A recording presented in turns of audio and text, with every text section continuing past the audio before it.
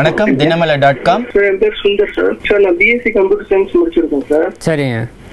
இப்போ வந்து நான் எம்எஸ்சி லாஜிஸ்டிக்ஸ் பண்ணலான்னு இருக்கேன் சார் யூகேல.